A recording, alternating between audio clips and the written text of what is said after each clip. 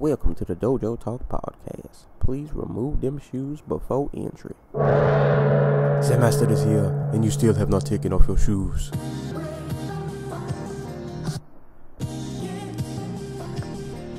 Yeah.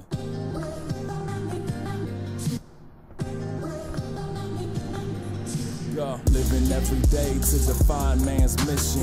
Looking to the sky for divine transmission. Deaf man's vision makes the blind man listen.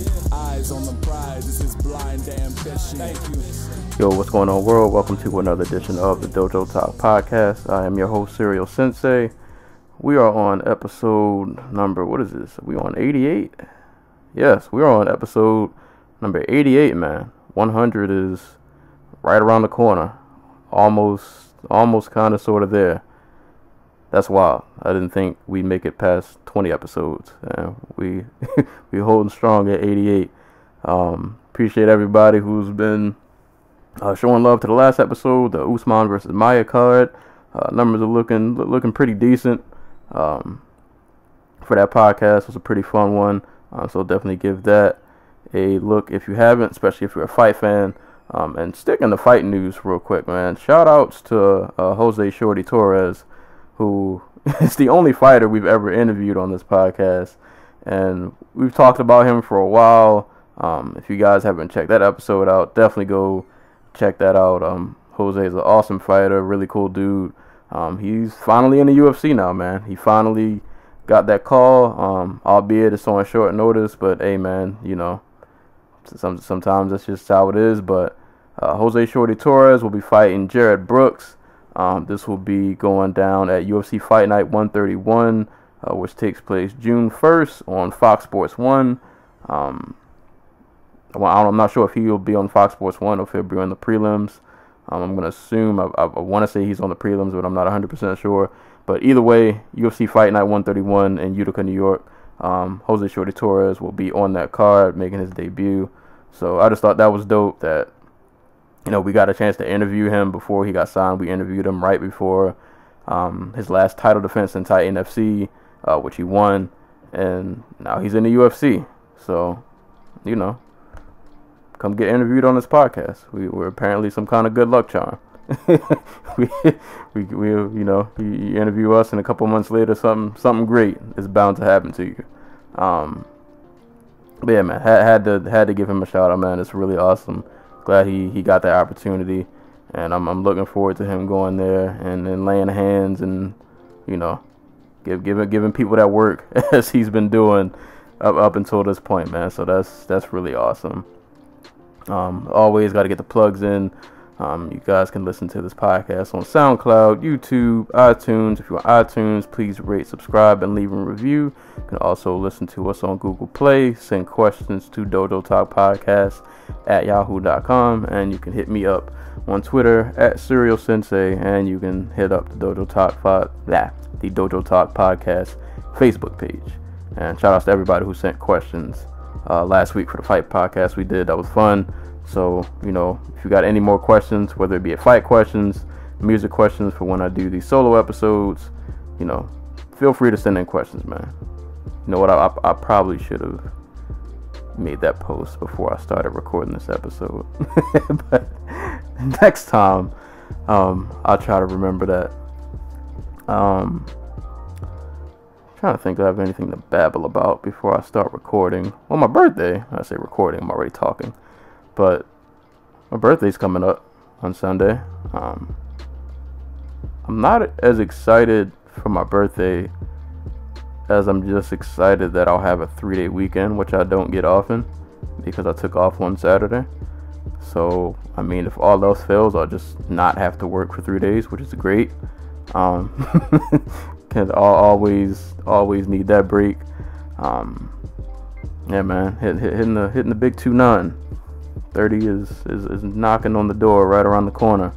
But I pondered I might do a bonus episode, something birthday related, bestow my soon to be 29-year-old knowledge into the world. Haven't decided yet. I don't know. I'll see how I feel when I wake up that day. I'll probably still be recording an episode that day. We got Bellator coming on Friday, and then there's a card on my birthday. So that'll actually no, the card is on Saturday. I want to say the Darren Till and Wonder Boy Thompson fight.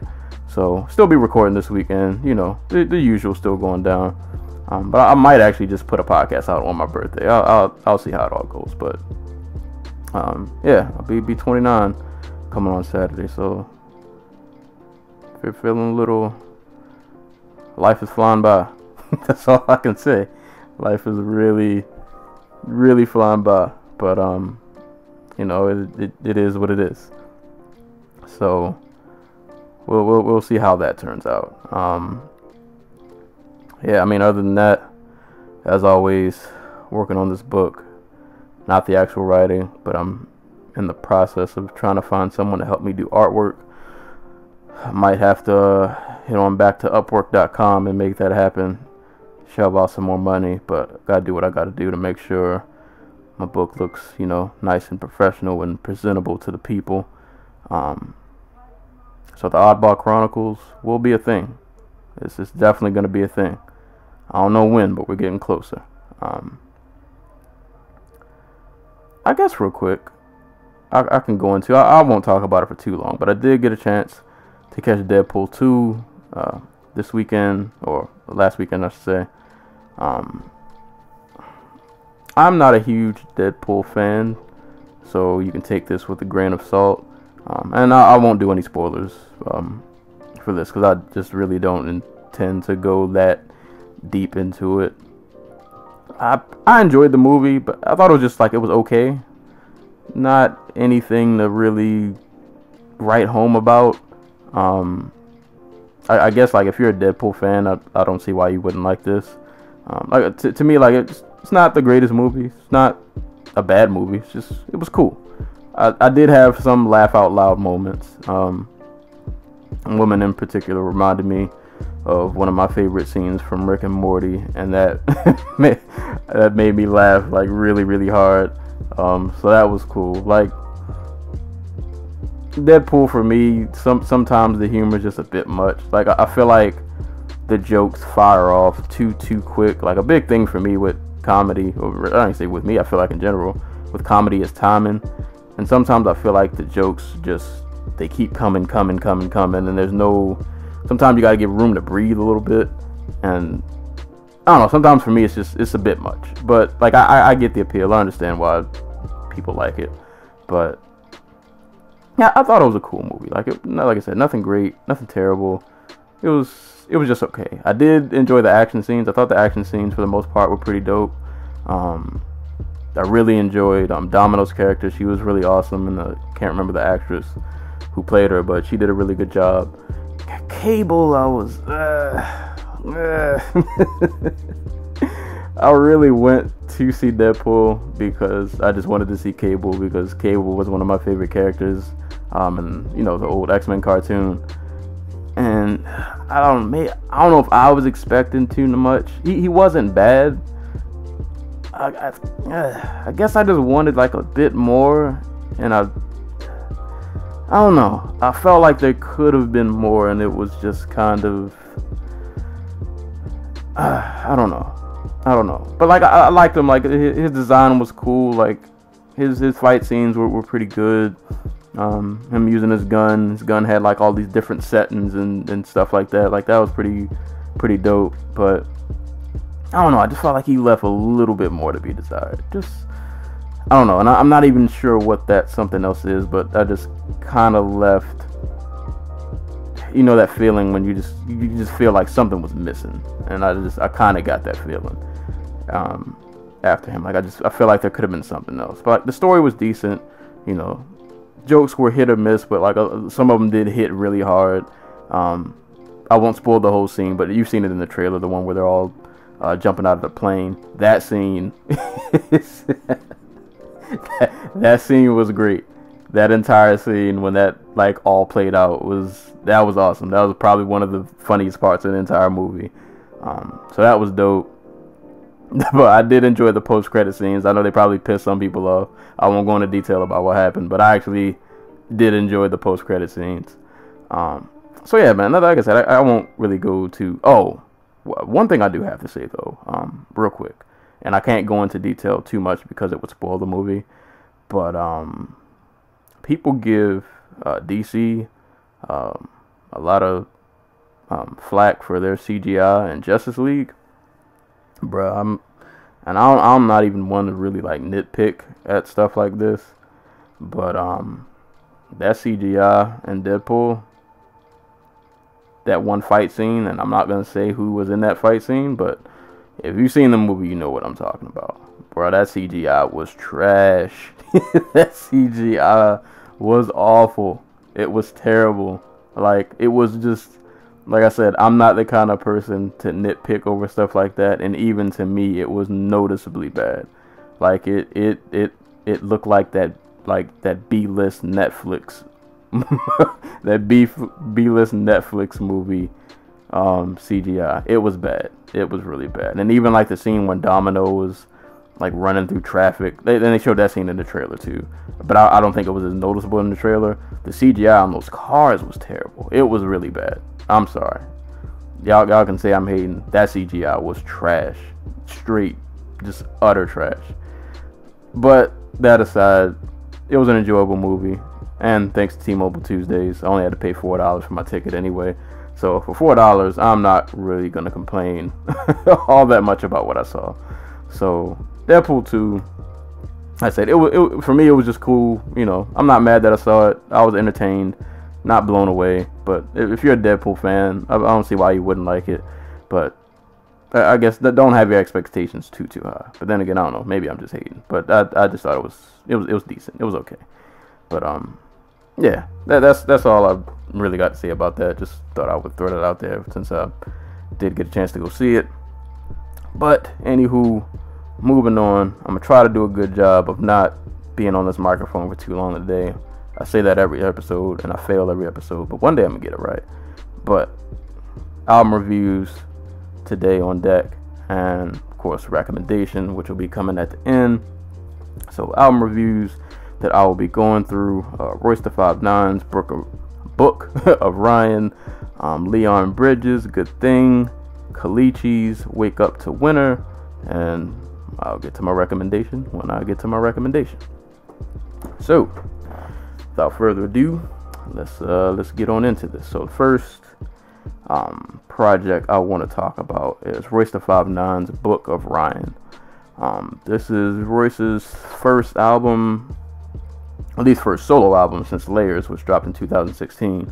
But outside of solo work, man, Royce has been pretty busy, man. Like Prime 2 came out like two or 3 months ago. Like that just dropped not long ago, man. So Royce is already back putting out work. Prime 2 was a really dope project.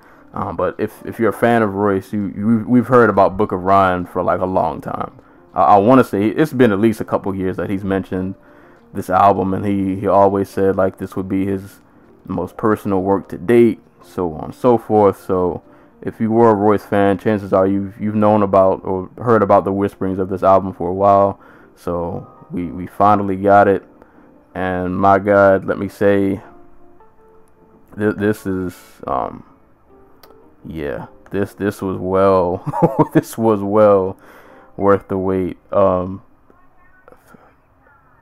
After a while, I hope you guys can't hear that outside. You might be able to. They do this neighborhood thing for the kids in my area, so they come around on their loudspeaker phone. So if you hear that, that's what that is.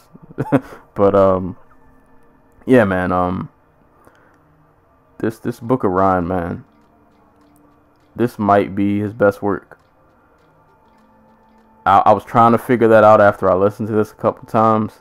I would have to go back and listen to some of his older projects just to like reconfirm. Because up to this point, I would say my favorite Royce album is Street Hop, which I think is an album of his that I feel like people don't talk about. And to me, that is easily some of his best work. But this might top that, man. Like this joint is. We'll just get into it, man. This joint is some fire going on this album, man. Like I said, he said this would be one of his most personal tracks to date, or personal albums to date, and he wasn't lying, man. That he gives us a really good look into his life in terms of I want to say more specifically like his upbringing, and specifically his dealings with alcoholism, and not even really just his dealings with alcoholism, but how it affected his family in terms of his dad. Even mentions of his brother, and not even just alcoholism, but kind of like just I guess you could say drugs in general. Mostly alcoholism, but we'll get to the other drugs, specifically cocaine, which is literally a song on here. But he really just goes into really deep detail about how, like I said, alcoholism and things like that like really affected his family and his upbringing.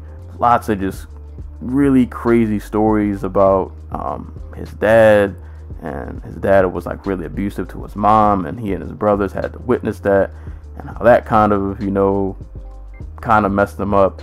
And then it almost is really weird, like it almost comes full circle, because a lot of the album is about his relationship with his pops, and then there comes a point in the album where the narrative kind of shifts, and Royce has a son now, and the son is getting older, and now he's looking at his son, kind of hoping that, you know, the problems that he had himself as a youth, you know, he doesn't want his son to really go through any of that or be exposed to any of that. So it's just kind of crazy to see how he really just tied it all together and made it all, you know, just come full circle. And this album kind of just displays everything Royce does, but really just at another level in terms of storytelling.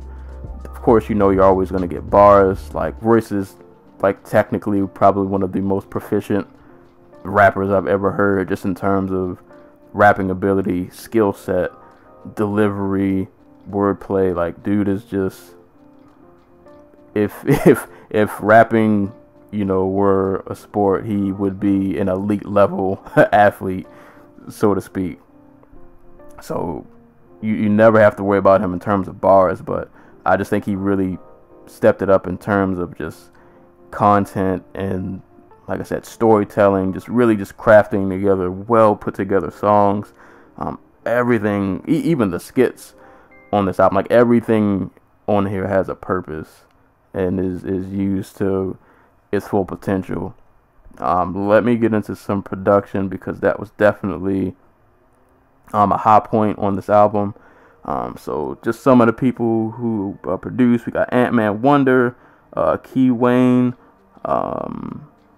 S1, Epic Pro, Mr. Porter, who he's worked with many a times, DJ Khalil, Fuse, Cool and Dre, 808 Ray, Street Runner, Boy Wonder, Uncle EJ, and I'm sorry if I'm butchering your name, Tariq Azuz. Probably said that wrong, but so shout outs to everybody who helped out on production. Production on this album is really clean. Everything's mixed really well. You get a nice little, you know, variety of beats. You got some head nodders, you got some slappers, you got some tracks kind of like Cocaine, which are kind of just really dark, a lot darker than I've heard Royce rap over before. But once I get into that song, you'll see, kind of get, you understand why that beat is so dark, and see how that kind of plays into the content and everything. But I'll get to that later. But you got joints like Boblo Boat with J. Cole, just these really chill, laid back.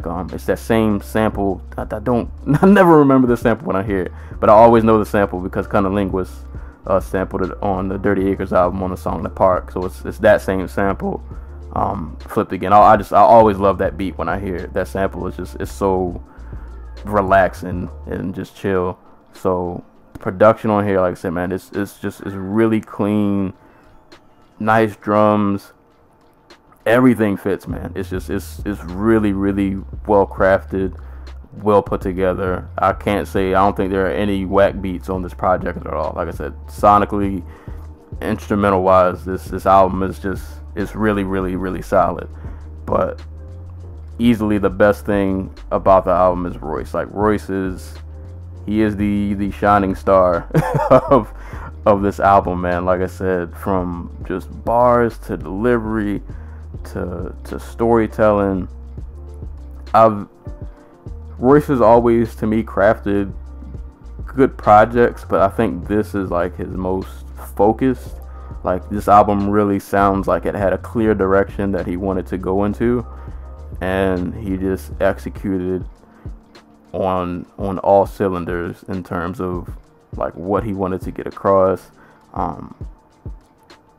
And I think, like I said, this album showcases, I think, all of his abilities, just kicked up to another level. So like I said, of course, with Royce, you're gonna get bars. So of course you get songs that are gonna give you a lot of dope, witty lines. I feel like a lot of the first part of this album is a lot of bars. So like the intro with like Woke and Caterpillar track with Eminem, which Eminem, bro, you can't be giving us verses like this and then give us albums like Revival. Like that's crazy disrespectful, bro. But tracks like Woke and Caterpillar, Godspeed, just like bars. I mean, you'll get some commentary mixed in, but I feel like a lot of those is real bar heavy. And then I feel like this album hits a switch, especially closer to the middle. Or really, you could say Dumb has bars, but Dumb featuring Boogie also has a concept to it. So I can't really say that's just all bars. Like, there's definitely commentary going on in that song, and I'll get to that later when I start naming my favorite tracks. But like I said, bar heavy a lot of the first half of this album, but everything, it's like a switch hits as soon as it gets to Cocaine. From Cocaine to Life is Fair to Boblo Boat. Alright, Legendary Someone Locker kind of bars, but then you get to Amazing, Outside, Power, Strong Friend. Like I said, a lot of the second half of this album is really when he starts going into detail about, like I said, his life, dealing with alcoholism, how it affected him into as a child, into his adulthood. He goes into, like I said, the crazy stories with him and his pops, and how like his pops was abusive to his mom, and his pops used to fight his brother. I think it was one of the stories, somebody got stabbed or was about to get stabbed. It was wild. Like, it's and the way it's just he's so good at just telling the story. Like you can just picture it while he's saying it. Especially on the track Power, man, he goes really, really into detail on that track, and you can just hear it in his voice. It's his storytelling on this album is just wild, man. Like it's done so well. It's ridiculous. This album is really like the perfect mix of content and bars, but it's almost, I'm trying to think of something to compare this to. I would say this is like Royce's grown man album, kind of like how Fonte's No News is Good News. Really, you could say it about Fonte's first album too. How it's kind of like grown man music. This is kind of sort of similar to that, not sonic wise, but I think this one's probably a bit more bar heavy than that. But just in terms of him speaking on just like real life situations, man, like alcoholism is a real thing. Drug addiction is a real thing. These things really do affect families. These affect your growth. These can affect your children. Like, just on that level, like it's not sugar coated. He's not trying to like just sell you a dream. Like, he's giving you just a real in-depth look at how all of this can affect you, but also how you can get through it, which I think is important also. But this album is so good. It's so good. I like I said, if I kept on going, I probably would just be saying the same things over and over again. So I'm gonna just get into some of my favorite tracks. Number one favorite song right here, without a doubt, is Cocaine. And this song is where he goes into detail about his father's struggle with cocaine and how he kind of witnessed it as a child. He talks about, like, you know, his dad told him to, like, go to the car to get something for him. He goes to the car, he come across the cocaine, and how he's seeing people on the corner, they're asking for cocaine. And he, I think like the third verse, he talks about how his pops went to rehab, you know, obviously to clean himself up, and now he's clean. He hasn't touched a drug in like 20 plus years. And, you know, how he talks about how, you know, he really respected his dad for doing that, for really, like, getting himself together, not just for the sake of him, but for the sake of the family. So that this cocaine is, I've never heard Royce really make a song like this. Like I said, this was one of the tracks where the beat was really, it's a lot darker than what I've heard Royce rap over before. I really love whoever that woman is who does, like, the vocals on this track. She does a really good job, and it's not even like she's doing anything too crazy, but her presence just really adds to, like, the whole mood of the track.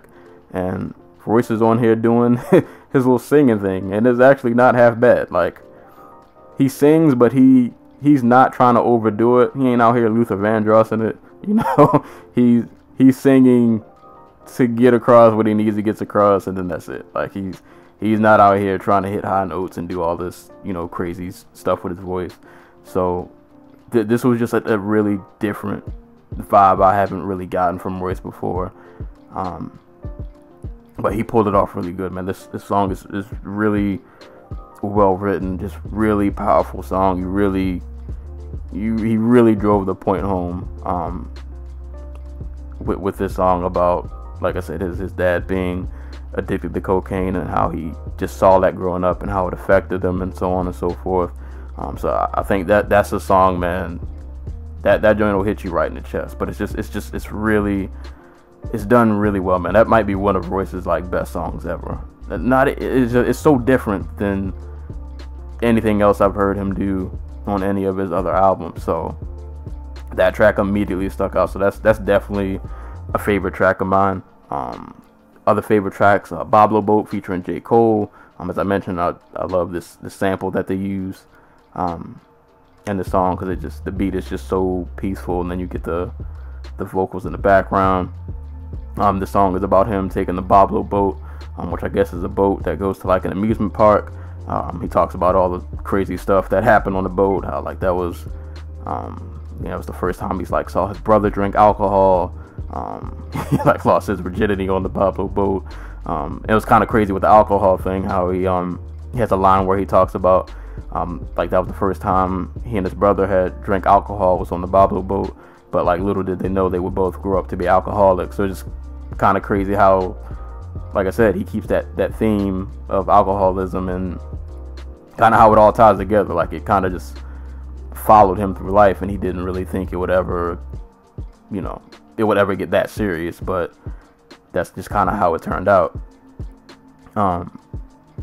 J. Cole's verse was really good on here, man. J. Cole, he definitely went in. He definitely went in on here, man. J. Cole really killed this feature. I like how he kind of had a different perspective on the song, because the Boblo Boat is literally like a Detroit thing, and as you know, like, J. Cole is from North Carolina, so he kind of rapped excuse me, from a different perspective. He talked a lot about just, like, the pressures he felt, I guess, as, like, a high school kid going on into college. So he just kind of tackled that angle of it, but it all fit well together, man. These two definitely sound good on the track together. I was eerie about J. Cole's verse at first, because he kind of started off singing a little bit, and I'm not too crazy about J. Cole's vocals, but once he started getting into the bars, he definitely killed it. So shout out to J. Cole, man. That was a really dope verse. Other favorite tracks, Stay Woke. I love the beat on here. I love this instrumental was so dope. I love, like, the strings they got in the background and the drums that are hitting. Like, this is a really fire instrumental. Another one of my favorite tracks, just because this one's definitely some bars going on in here. I love the line, I'm flies that dive in the sky in a harness. Anyone alive sleeping on me can die in pajamas. You can't fathom thinking deep enough to sink the abyss. You think you Pac, but I'm thinking of sinking your Demetrius ship. Like, Royce went off on that joint, and I think that's towards the latter half of the album. But like I said, I love the beat, love the bars on that. So Stay Woke is definitely a favorite. Dumb featuring Boogie. Boogie, who I didn't know about until this album, I guess is like the newest signee to Shady Records. I want to say I'm not sure if he's from LA, but I know he's from California. This is a song that Royce literally, really both of them just kind of talk about things that to them are dumb, mainly things that kind of deal with like the music industry, people in the music industry, rappers and things like that. I really love Royce's line, welcome to the Grammys where your likeness is used for promos, hypeness, and views. Okay, I hope you knowing that if you voted, you might as well not voted for no one. They knew when they made that category where the trophy was going. And I think a lot of people have that sentiment when we talk about award shows. Like, it's basically a popularity contest. Like, there's no point in us voting for these. We knew who they were going to give it to when the categories got announced.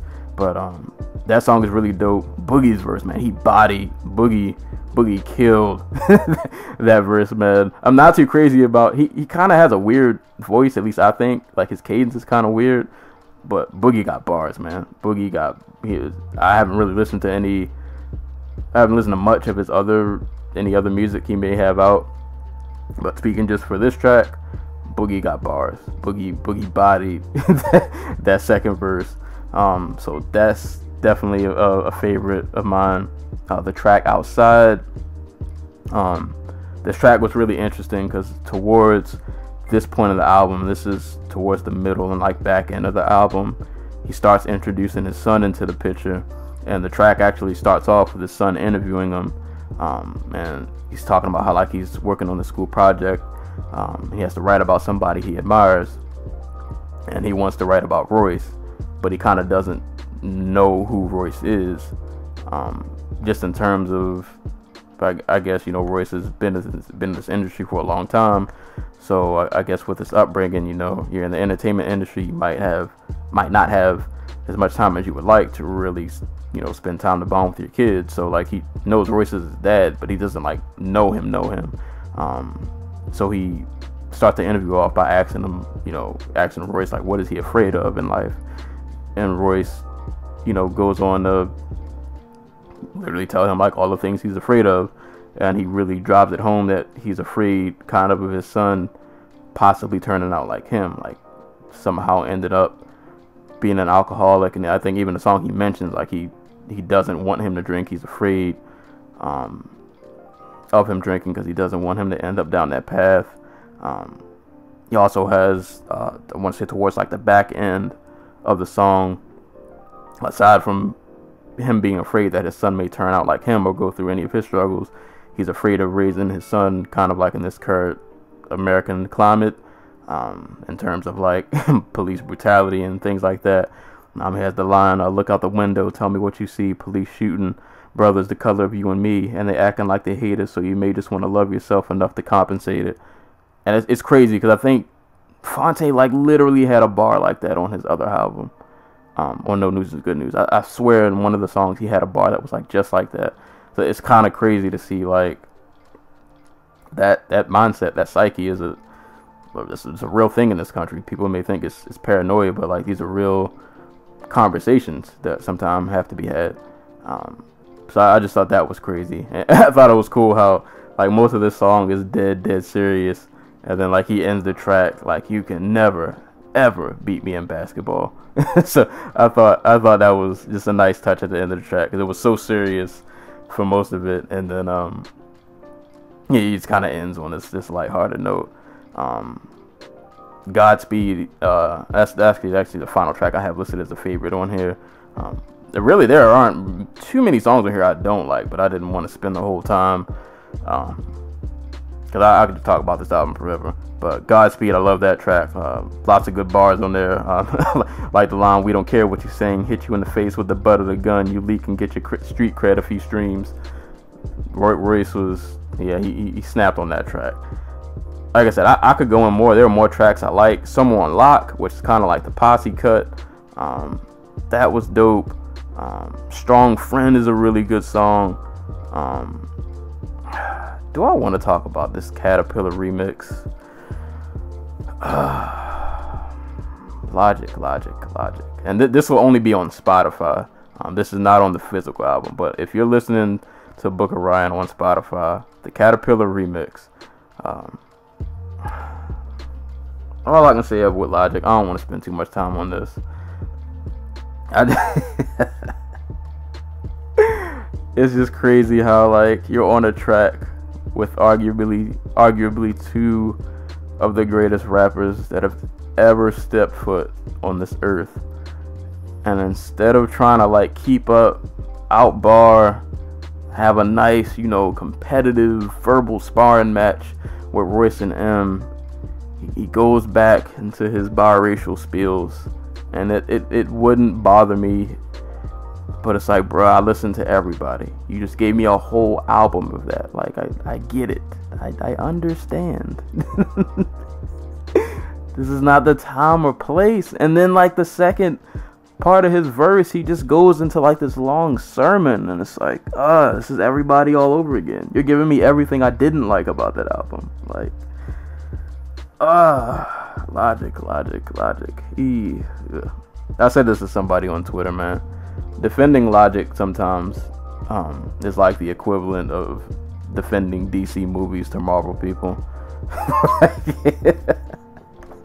It's hard, man.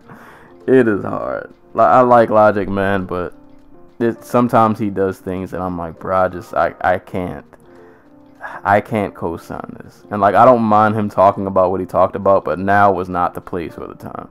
You on a track with M and Royce, bro, you need to bars, man. Like, what are you doing? Like, I'm not gonna spend too much time on that. I could rag on him for a while, but I'm gonna leave him alone. But overall, man, Book of Ryan this is probably, I can't even say probably, this is definitely my favorite album this year. It's so well put together, just from production to storytelling to just like the content, the way he's framing these stories. Like I said, it's really honest. And like I said, not only is he talking about the downsides, but he gets through the alcoholism, and he makes amends with his pops, even though like they had a pretty hectic upbringing. So I thought it was dope that he really did show both sides. Like, it can start out one way, but it doesn't necessarily have to end this way. Like, you can definitely still make something of yourself, despite the circumstances and whatnot. So it's just a really dope, it's really great album, man. This is definitely Royce's, forget it, I'll say it, this is Royce's best album. This is definitely Royce's best album. I've been playing this like non-stop since it's come out, man. He really outdid himself on this one. If you have not listened to Book of Ryan, you need to go and get your life together. Go get us a listen, man. It's, like I said, from bars to beats to content to just everything on here is executed pinpoint 110%. I can't say anything really bad about this album. Even there are a few tracks I don't care for, like Legendary was kind of I like the idea of Amazing, but the song itself didn't really blow me away. Life is Fair was kind of but even minus the songs I don't really care for, this album is so great. Like I said, everything has its place, from intros to the songs to the skits to the stories. Everything's crafted just so well together, man. It's great. Royce the 5'9", Book of Ryan, give that joint a listen, man. That this fire, just all fire, straight fire, all the way through.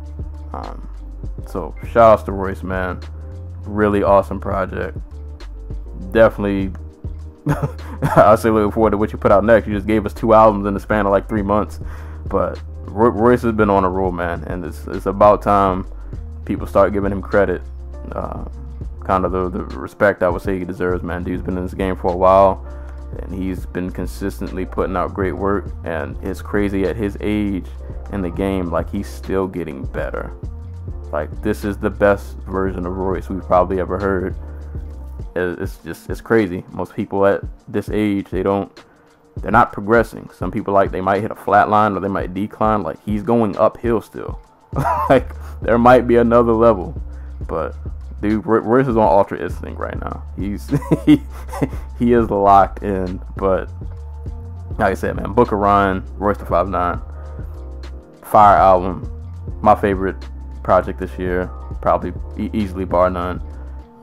Give this a listen. Definitely give it a listen. But moving on, next album on deck, Leon Bridges, Good Thing. I haven't heard from Leon Bridges since 2015 with his album Coming Home. For people who are not familiar, Leon Bridges is a singer/songwriter from Fort Worth, Texas. Coming Home, I want to say he got nominated for a Grammy. I'm not entirely sure, don't quote me on that, but Coming Home was a really, really good album. He had a really distinct sound. Leon Bridges, Coming Home sounded like it was released in like the Motown days, but it just came out in 2015. But it was a really good album. He's a really good vocalist. Like I said, he had that old school sound really down to a T. Like I said, it literally sounded like he came fresh out of Motown into 2015 when that first album came out. So I was really impressed with his debut. He was quiet for a while. While he was quiet, I was always wondering for his next album, like, what direction would he go into? Because I was afraid that if he kind of did the Motown sound again, that he might just get pegged into a box and people just be like, oh, he's just a guy who just does the old school music. And I envision him, being a lot more talented than just be pegged into one corner. And I think with Good Thing, with this album, he gave us a different look. This album is definitely a lot more modern sounding than Coming Home. Not a ton of Motown vibes going on. He definitely gave it more of a modern feel. It's still soulful, but he does venture into the pop territory and a couple tracks on here. But I still dug it, and like I said, I was. Some people may not like this because of the switch up of style, but I enjoyed it because it shows his versatility, and that he can definitely do more than one sound, and he can do them very well. Quick shout outs to some of the producers on here, not many that I managed to get a hold of by name, but we got Ricky Reed, Nate Mercero, sorry if I'm butchering that, Now City Sound, and King Garbage. So like I said, production on here was definitely interesting because it was a bit different. Pretty good instrumentation on here. Like I said, it's still soulful, it's still R&B, but it's a bit more modern and a bit more poppy. And I would even say a bit more poppy, not just in terms of production, but I just feel like the way some of these songs are crafted, they're definitely, I would say, more digestible than what some of the things from Coming Home were. I think a lot of these songs are songs more so I could really picture people like singing along to. But it just sounds more digestible, in my opinion. But it's still good though. Like I don't want to make you guys think like he went full blown like, oh, Leon Bridges is on like some EDM. It's not like that. Like I said, it's still R&B, it's still soulful, but it has much more of a modern flair to it. You get some different vibes on here. Tracks like Bet Ain't Worth a Hand are a bit more slower. Tracks like Bad News are really upbeat and funky. He definitely, like I said, he goes real heavy into the pop vibe with tracks like Don't Know and If It Feels Good, which are really they're really like full blown pop songs. But it shows balance to me, and I'm glad he didn't, at least in my opinion, lean too far one way or the other. He gave you just a good enough dose of everything so that the album didn't sway too far one way or the other. And I was actually really happy. I don't really care for the pop songs. I appreciate that he was being different, and I'm pretty sure those songs will appeal to some people. I myself am not a big fan of pop music, So I was happy that it didn't lean all the way in that direction. But nonetheless, like I appreciate what he was trying to do with those tracks, even if I didn't particularly enjoy them, or they're not really ones I go back to. I still really enjoy this album though. Like I'd still go back to this, even might be minus those 2 songs. But there are some really good. I think my favorite Leon Bridges track is on this album, and it's probably the very first song, which I will get to when I go into my favorites. But content-wise, lots of themes of love and kind of just different things of that. Tracks like "Betting Worth the Hand," where he kind of deals with like falling for the right person, but it might be at the wrong time. Tracks like "Forgive You," which you can kind of guess what that's about. Tracks like "Lions," where he kind of talks about kind of how like a bad love experience kind of messed with his psyche a bit, and now he's literally like he's kind of like a lion, like he's really protective of himself and things like that. Kind of just how that one bad love experience kind of messed him up a bit. One of my favorite songs on here, and I would like to see him maybe go in this direction a bit more on his next project, or just in more songs in general. The last song, "Georgia to Texas," I thought was really interesting because it was the first time, at least that I can remember, where he actually kind of went into his personal life, and he talked about how like as a kid they moved from Georgia to Texas, and he has a couple of interesting lines I thought that he didn't expand on them too much.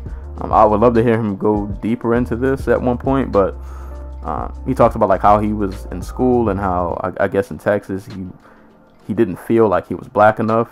I'm not sure if like he was just told that. I'm not, like I said, he didn't really go that deep into it, but apparently like that was just an issue that he faced growing up.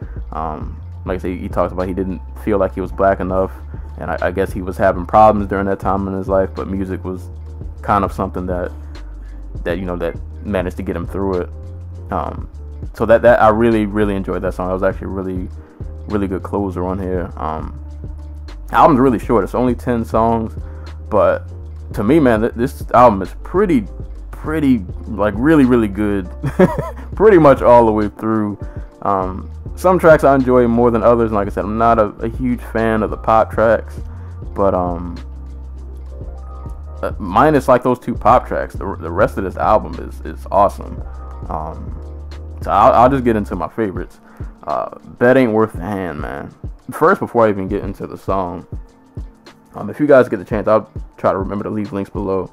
The music videos he dropped for this album, which I believe he put out a video for "Bet Ain't Worth the Hand," and was it Bad News? It were 2 songs I believe that got videos from this album. But give the videos a watch, man. The visuals on those songs are really good, man. Really well done. But "Bet Ain't Worth the Hand" is the opening track on here, and this might be like my favorite Leon Bridges song that I've ever heard from him. Really good, just really dope vocal performance. You can just feel you can feel the feels when he starts singing the hook, man. This is one of his best vocal performances, just in terms of just like raw emotion, man. I really enjoy that track. Like, it's definitely one of the slower ones, so it gets to showcase his vocals a lot more because his voice is like the most prominent thing about the song. But yeah, it's a great opener, and that's the one song on here I will play like on repeat over and over again because it's so good. The next track, Bad News, I just love this is the one song on here that I think kind of reminds me of his first album. Like, this could have fit on that, but then maybe it couldn't. I don't know. Like, it's really funky, really groovy, but it still feels a bit more modern, like I said, than his last album did. But like I said, this one just, it reminds me of the first one, so I just really enjoy it. Like I said, it's really funky, it's really groovy, but it's a really good song though. Like, he does a good job of writing songs that are catchy, but they're not like, what's the word I'm looking for? They're not like formulaic, like they're not so ABC and cheesy. So he does a good job of walking that line. That I think he showcased that on this album. Like, he can write a good song, but it doesn't have to just sound like some generic generic love song. The lyrics are still good. It has feeling. It has emotion. So I can definitely appreciate that. Really, this album comes out swinging, man. Bet Ain't Worth a Hand, Bad News. Shy is really dope. Beyond is definitely another good track on here. Kind of a different vibe from here. The instrumental on this almost gave me like a blues or like a country vibe to it when I heard that. And it's pretty much a song of him talking about, how he kind of thinks he found the right one for him and he loves her to beyond, so on and so forth. You know how it goes. But like I said, it had this like almost a country vibe to it. So I thought that was dope. It was kind of a different look, but he definitely pulled it off. Forgive You is another good one. Lions, I mentioned earlier, that's an awesome song. I guess I'm gonna just go straight down the whole track list. Then it gets If It Feels Good, and then You Don't Know, which those are the two pop cuts, which I don't really care too much for, but I'm not gonna spend time ragging on them because that's two songs I don't like out of 10. Like, I'm not gonna nitpick two songs when the rest of the album I thought was pretty much fire. You get the song Misses, which is really dope, and like I said, Georgia to Texas, which is the closer, where he gets a lot more personal than we've heard him before. So yeah, not really a ton to talk about overall. This is just a really, really good, just like soulful / like R&B project. This dude is really, really talented, man. Like, really good vocalist. Just he's extremely talented, and like I said, I'm really happy that on this album he was able to pull off some different looks, and it didn't sound like he was out of place. Like, even with the two pop tracks on here, even though I don't like them, to me he doesn't sound like out of place on here. It doesn't feel forced or like it sounded good. It's not a sound that I particularly care for, but like, it's not like he sounded so out of pocket. The track sounded like they worked, so that he has these in his arsenal. He can pull them off if he wants. To me, those are two songs I could hear like maybe being in like a movie, maybe like one of the like an intro song, or maybe even like a closing credits or something. But I could definitely hear those, or maybe even like a commercial. I could hear one of those songs in. So he's really versatile, but like I said, just really good vocalist. He has a really good voice. He can write great songs. He can give you some feeling. He can give you some emotion. You'll get some nice grooves. You get some different vibes. Like I said, you get some joints you can chill to. You get some that are a bit more funky. You get some some country flair. Everything in between, man. So Leon Bridges is definitely somebody to keep an eye on.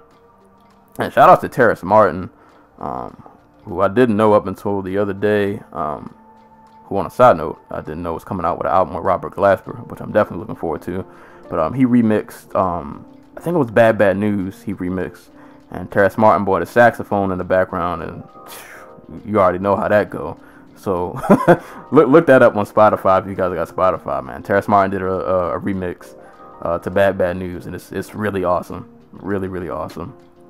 But yeah, man, Leon Bridges, man, if you want some quality soul, some quality R&B, man, give this guy a look. And even if you don't enjoy this album, listen to his first album, Coming Home, because that, like I said, that joint is straight out of the Motown days. If you don't like this, you might enjoy that one.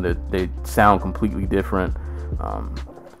Yeah, man, this dude is just, like I said, just really, really good vocalist.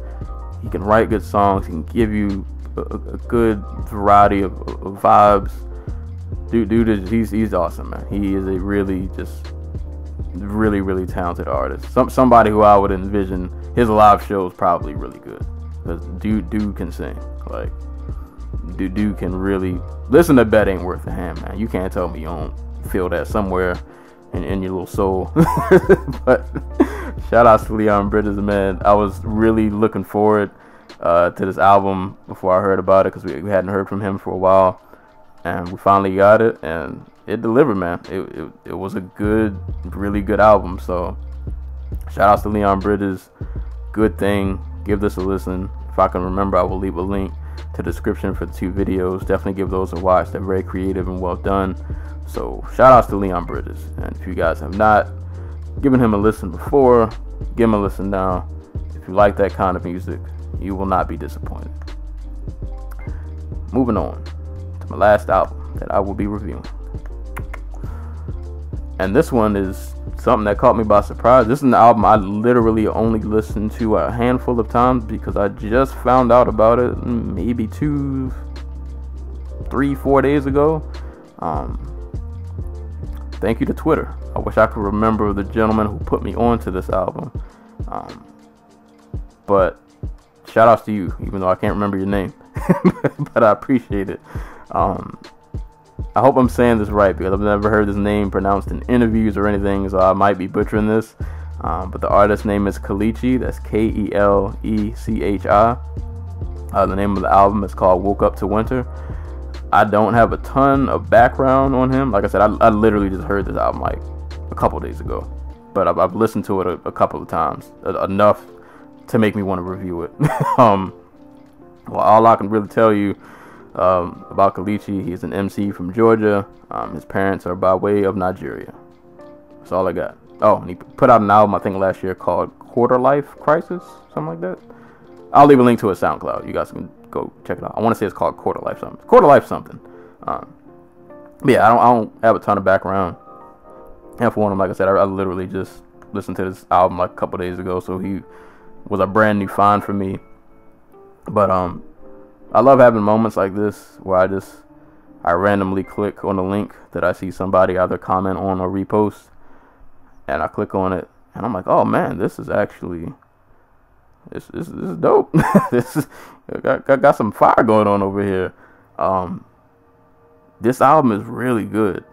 This was just really. I didn't think I was going.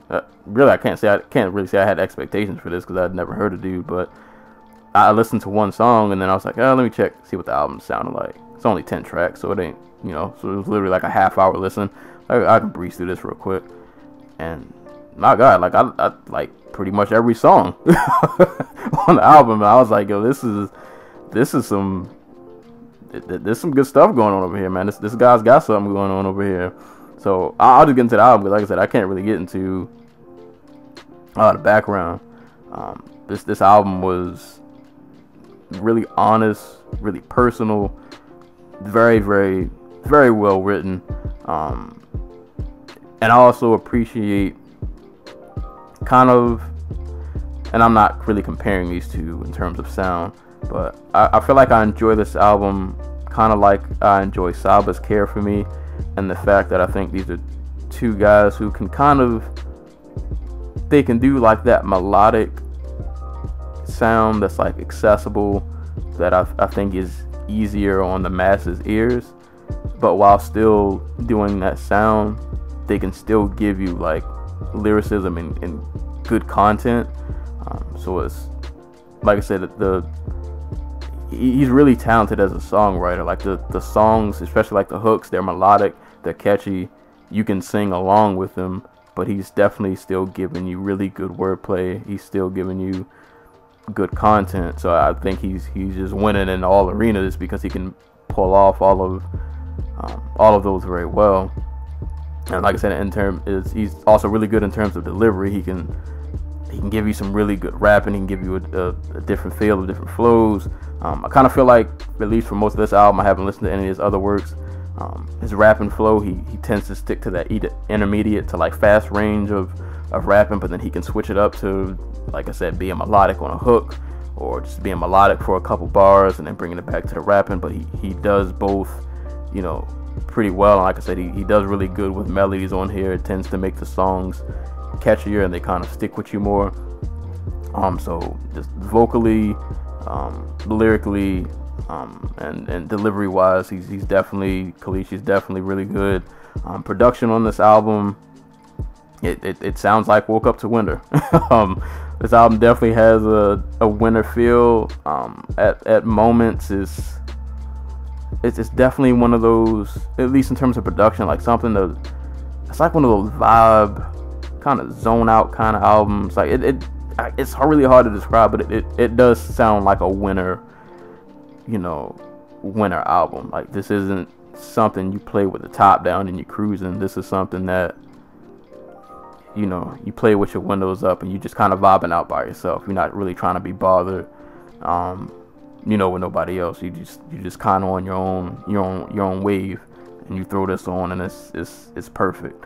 I think that signified with tracks like When It's Cold Outside, tracks like Thin Ice, tracks like Swim, to me kind of embody that winter feel of this album. But kind of like Royce's album, I think the shining part of this album is Kelechi, and it's the content that really drove this album home for me. Like I said, aside from it just being written very well, I thought he covered a really good just range of topics. A lot of it dealing with like personal struggles and personal, introspection, dealing with your own personal downfalls. Also talks about things in the music industry and things that irritate him in the music industry. He talks about like self-sabotage and not putting yourself in bad situations that could, potentially just mess up things for you in the future. And then the last track, Swim, which I'll get into when I mention my favorites, which I'm probably just about to do in a couple seconds. He really takes a strong look at mental health. So this album is, I really enjoyed really like how honest it was. Like, he didn't like try to paint himself, I don't think, one way or another, like as a saint, really, or sinner. To me, I just got like, yo, this is just me, and I'm good sometimes, and other times I'm not so great. And I thought it was dope. Was it Thin Ice? I like the moments on here where he's not like afraid to admit his faults and own up to his faults. I think that was really dope. I want to say it was on Thin Ice. I have the notes, so if it was Thin Ice, I'll definitely get to it. But like I said, I really just enjoyed the honesty and like transparency on this album, and it's all delivered really well, and that really helps. Like, when it just sonically sounds good, it makes the album that much better, because now it sonically sounds good. And the content is there, the rapping ability is there. It all comes together really well.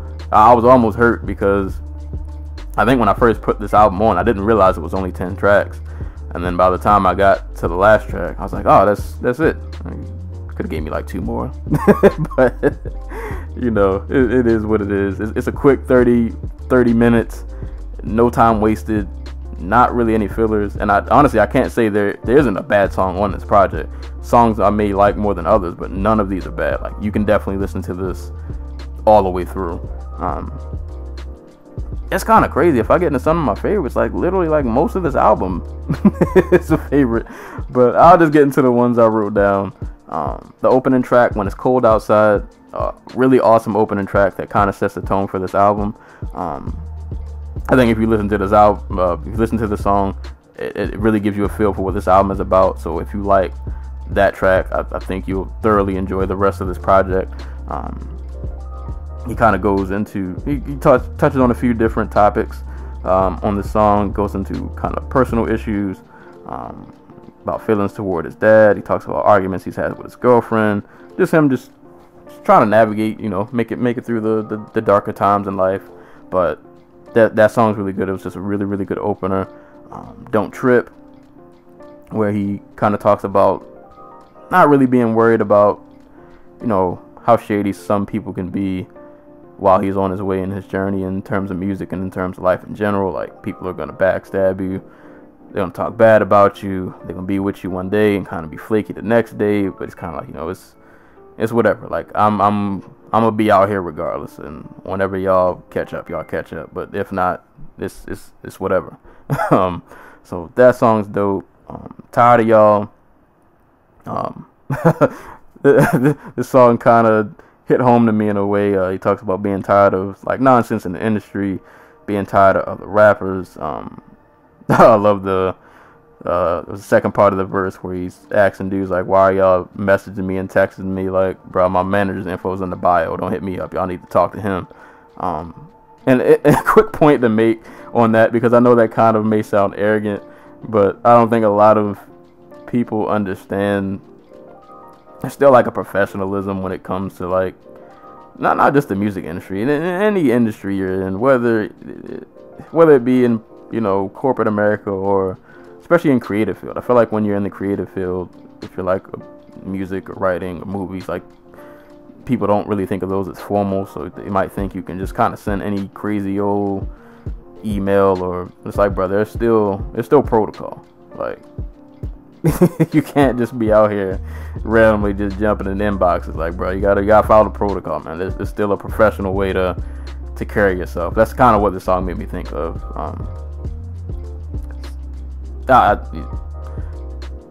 You know what? I'm gonna be quiet. But I was probably about to say something I shouldn't have. But yeah, man, just be professional out there, man. So I really appreciated that song because it made me think of certain things that I've either dealt with or I've just seen other people do that bother me, in terms of like people being in a creative field and not really knowing how to navigate and deal with people. Some of y'all just be out there, y'all be wilding. You gotta check yourself, man. Some of y'all, you're doing too much. But that song's really dope. It's crazy. Most of my favorite songs are just listed straight in order. Like my next song, I'm literally going 1 through 4 in the order of the track listing. Don't Fuck It Up is track number 4. That's another favorite. Song where he talks about like bad decisions and how they can mess up everything for you if you're not careful. I really love the second verse where he's talking to like a student athlete, and it's like, yeah, you might be the man while you're on campus, blah blah blah, but like, bro, this can be taken away from you. This can be taken away from you if you ain't careful. I love the line, I know you big man on campus, you ain't got nothing to fear.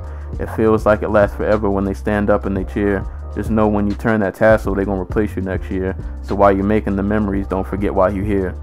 And that line really hit home because my stepbrother played D1 college. And luckily, this line does not apply to him. But I've heard this line applied to some other people who life was not so kind to while they were in college, because they made a lot of boneheaded decisions. Like they had chances that someone could have made it to the NFL, but they got caught up in. You hear about it all the time, man. Just dudes who are really talented, but they get caught up in the wrong situation, and then life happens, and it does not go the way they planned. So that song was really dope. Really enjoyed the message in that song. Thin Ice. This is towards the back half. Actually, it's the next to last track. Thin Ice, like I said, this was one of the songs I really enjoyed, about him really being honest with his faults. This is a song, kind of a relationship track where I could be wrong on this, but this was kind of how I interpreted the song. It seems like the first verse was him rapping from the perspective of the girlfriend, and then the second verse was him kind of telling his side. And girlfriend is just basically telling him like, bro, you just kind of need to do better, or it's about to be a wrap. Like, I'm just gonna wash my hands with you and just move on to the next thing. And his side of the verse, I really enjoyed the part where he tells himself all the things he could blame his shortcomings on, but like by the end of the verse, he kind of just comes to the conclusion like, yeah, you're right, I do need to get better. I thought that was dope, but like the way he worded it, I thought was really good. I love the line, have you ever had to beg for something that you ain't deserve? Have you ever had to make your actions louder than your words? So I'm hopping on this bird, proving to you that I'm in, treading lightly on your heart, we ain't gonna have to swim. And then it goes back into the Thin Ice. So when you hear the song, you'll get how it goes. But I just really thought that was dope, how he really just at the end of the verse ends up like just owning up to his mistakes and realizing like, hey, you're right, I do need to get better. So that song was really dope. And the last song, Swim, this was actually the first song I heard from him. This was a song that whoever was on Twitter that fateful day, this was a song that they had posted. So this was the first song I'd ever heard from him. And it was a really, for this to be the first song you hear from an artist, it was a real gut check. it was real heavy. He talks about suicide and kind of how he's had thoughts of it, and how he's sure other people have thoughts of it, but then he goes kind of down the list of like reasons why you shouldn't do it, because of other things you have to live for. And I thought it was cool because it's not like an overly preachy, it's not an overly preachy kind of song where it's like, it was just the way he did it was really well. Like I like the way he worded it, and even some of the examples he used, because some of the examples were, of course, the things you think about, like you shouldn't commit suicide because, like, bro, that could mess up your family, and like you might not get to see your kids grow and things like that. And then he even brings it back to even just little simple pleasures in life, where he has a line where he's like, if you commit suicide, you'll never get to find that, like that $20 bill that was hiding under your car seat this whole time. And it's like he really puts it in perspective of like, there's just these little life moments, even mixed in with the major ones. Like you might miss out on a lot of opportunities. There's still, you can always still get better. And literally, like, swim is like a metaphor. Like, you just got to keep swimming. You just got to keep going. There's too much for you to live for, to just end it all. Like, you still have plenty to look forward to in your life. And I guess even, like I said, the message isn't just for the listener. I think it's for himself as well. If he's, battling these thoughts, like I still have plenty of life to live, and I'm just going to keep swimming until things eventually turn around. So it was a really just heavy song. Like I said, for that to be the first track you hear from an artist, I was like, ooh, felt that in the chest. Like, that was the song that made me click on this album. So yeah, shout outs to Kelechi, man. This is a really, really, really good project, man. I did not expect to like this as much as I did. Like I said, it's always a pleasure when you listen to a new artist and they deliver. So a lot of times you click that SoundCloud link and it don't go so good. But this was not one of those moments. So I definitely appreciate that. So shout outs to Kelechi, man. I will definitely leave a link to his SoundCloud. The album is called Woke Up and oh snap, I done messed up. What's the album called again? The album is called Woke Up to Winter. I will leave a link to his SoundCloud page so you guys can give this a listen. This joint is really good, man. Like I said, just flows are good, delivery is good. It has an accessible sound to it, but it's, so it's digestible, I think, to a large crowd, but it still contains really good content, really good rapping, just an overall, just really well put together project. I'm definitely gonna have to go back, listen to the back catalog. Dude is really just lyrically talented in terms of, just rapping ability, songwriting.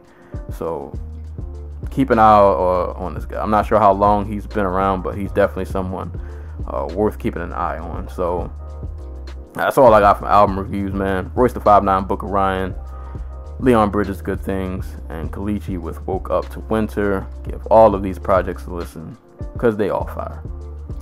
And of course, ending the podcast with my recommendation of the day.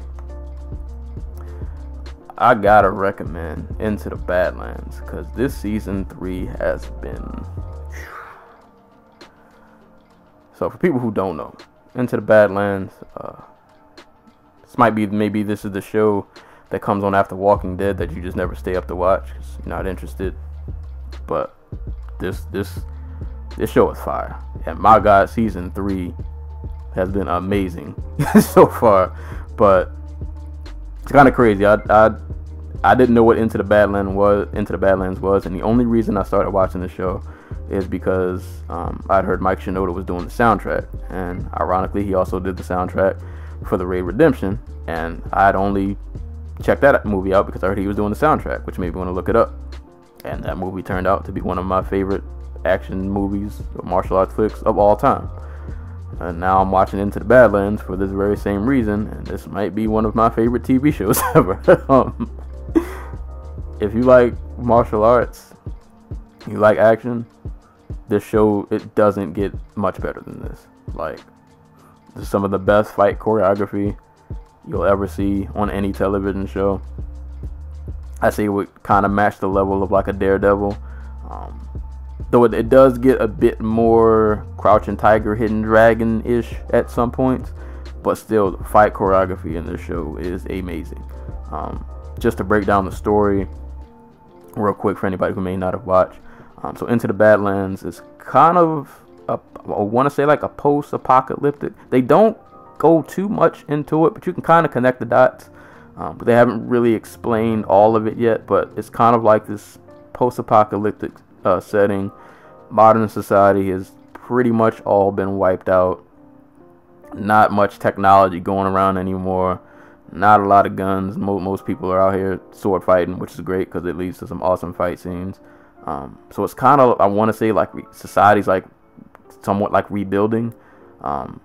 So it takes place into an area called the Badlands, which according to Wikipedia is in Oklahoma. I didn't know that, but this is the area where everything happens. So the Badlands is split up into all of these separate territories, and within each territory is what you would call a baron, and the baron is like the leader of that territory.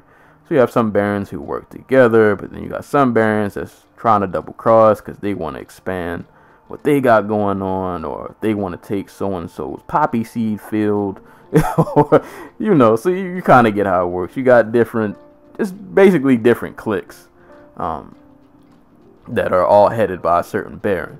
The main character is Sonny, and Sonny was a regent, and the regent is basically he's like the right man hand of the baron. So he's pretty much your most skilled soldier. He's the one who's pulling out all the hits when you really need somebody to die, and it's important of importance. You send a regent out there, he gets it done. And Sonny has like all the tattoos for everybody he's like ever killed. So dude's got stupid amount of tattoos on his back. So I guess I can't spoil too much because people who may not have watched it. But the reason I'm recommending season 3, and I mean, if you haven't watched it, of course you got to start back from season 1.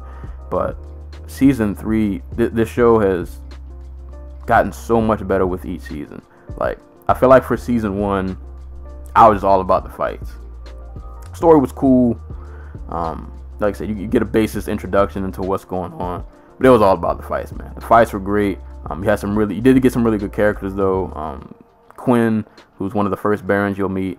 I don't know the actor's name who plays him, but he does an amazing job. And Quinn's just a really good character. So season 1 for me was just like, it was all about the action. Season 2, you get some interesting new characters. Story progresses. You get some monks that show up. The ending of season 2, I was like, oh, like it got real at the end of season 2. But you get introduced to more barons. So you get like Quinn. You get the widow. The widow, she is a beast, man. A lot of the other barons are just really cool. Like I said, just more action. The story starts to further more. Then when the monks show up at the end of season 2, the show, you realize it's really real. It's some people out in these Badlands that are even better than some of these barons. It's some dudes out here who got some abilities, I will say, that are not to be messed with. But season 3 has been on another level. Characters are getting so much more fleshed out. You're getting so many more just like layers.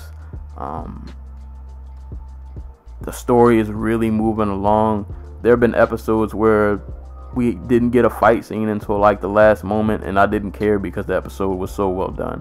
Like season 3 has really done a phenomenal job of just bringing these characters along, adding more layers to them, introduce I can't stress enough, all the new characters they've been bringing from season 2 and season 3. All the new characters have been so good. My man Pilgrim is not playing with y'all this season. Pilgrim is not playing with y'all. Dudes really think they about to get over on Pilgrim, but he is going to give everybody the business. He's not playing with y'all here. MK thought he was going to come up there and show his little gift, and bruh, Pilgrim hit him with that. You know, he got that little prayer that, bruh, shut that down. Like, we not doing that right now. But I can't go in too deep for people who haven't watched.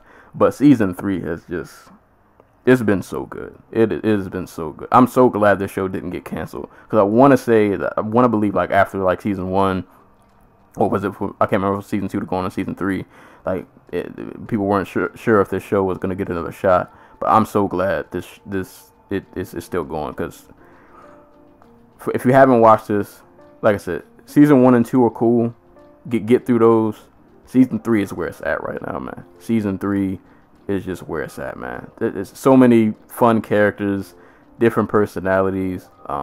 Baji, Baji the plug. Baji know everybody, man. Baji's definitely the plug. He's an awesome, he's an awesome, interesting character. He's out here. He's a good guy, but he be wilding. He kind of got his own little motivations going on. Sonny, played by Daniel Wu, man. He's the man out here. I don't like MK though. I ain't gonna lie to y'all. I don't mess with MK, man. I've been hoping for MK to die, and I'll spoil that. If you watch the show and you waiting for MK to die, he don't die yet. He's still around here doing MK stuff, getting slapped around every episode. He think he the man, but he. I've been trying to wait for MK to get better, and it just hasn't. It ain't panned out like that yet. But into the Badlands, man. If like I said, if you like martial arts. And another thing, before I ain't want to drag this podcast on for this long, but this show does a lot of little things well. Whoever does and is in charge of like set designs and like character outfits, y'all need a raise, because my man Nathaniel Moon is out here killing it in the blue velvet coat. I ain't think blue velvet could ever look cool. But Nathaniel Moon is out here bodying this blue velvet coat, out here just looking real dapper but real official. Character outfits in this show are just really unique and different. Really diverse show too, in terms of like in terms of race. Like everybody, you got Asians in the show, got your white people, you got black people. Everybody's in here, man. Everybody's in here, and it's just really. Is really awesome to watch, man. Like every show should be this colorful, for lack of a better term, man. Like a lot of these different races and people, age groups, everybody's represented really well in the show, and I appreciate it. You know, of course, as a black citizen of this country, the black characters in this show aren't just, you know, oh, we just brought them in for a token. Like, nah, dudes is really out here. They out here putting in work. Nathaniel Moon, like I said, he's the OG in the blue velvet. Pilgrim is on another level out in these streets. Like it's so good. It's really diverse. It's just a really good show. If there was a downside, I would say sometimes the acting to me isn't always spot on, but for what may lack in acting, I get made up, because I'm an action junkie. So fight scenes always repair anything for me. You can give me a trash episode, you give me a good fight scene at the end, I might be liable to forget the prior 45 minutes I just watched. But like it's like I said, it's such a diverse show. Visually it looks good. It's a good story, especially now in season 3 that characters are really being developed and coming along. Great action. This show has a lot going on for it, and I think it's a show more people should be talking about, just in terms of its creativity. Like I said, just the visuals, just everything in the show is done really well. So, into the Badlands, man. If you guys have never watched this show, definitely give it a watch. If maybe you started and you stopped, bro, you gotta get to season 3, man. You gotta see Pilgrim. you gotta see Pilgrim, man. Pilgrim, he's moving out in these Badlands, and he's not playing with y'all. And bro, the reveal they did with Sonny at the end, I can't talk about it, man, cause y'all, I can't talk about it. But Into the Badlands Season 3, man. All fire. All fire. Just straight heat. So that's my recommendation of the day, man. If you're looking for a new show to get into, you want some good martial arts action in your life with a good storyline, real interesting characters, give Into the Badlands a watch, man. I promise you will not be disappointed. But that's all I got for today, man. I ain't even planning on recording this podcast today, to be real with you, but kind of just did it on a whim because I was kind of sitting here doing nothing, so I figured I might as well be productive with my life. So when I get bored, I give you guys content. So in exchange for your content, I'd appreciate if you check me out on SoundCloud, YouTube, iTunes. If you're on iTunes, please rate, subscribe, leave a review, and give us a 5-star rating. Hintity hint. Send questions to dojotalkpodcast@yahoo.com. Hit us up on Facebook at the Dojo Talk Podcast Facebook page, and you can hit me up on Twitter at Serial Sensei. So that's all I got for today, man. It has been another episode of the Dojo Talk Podcast. I'm your host, Serial Sensei, and I will catch you guys later. Peace.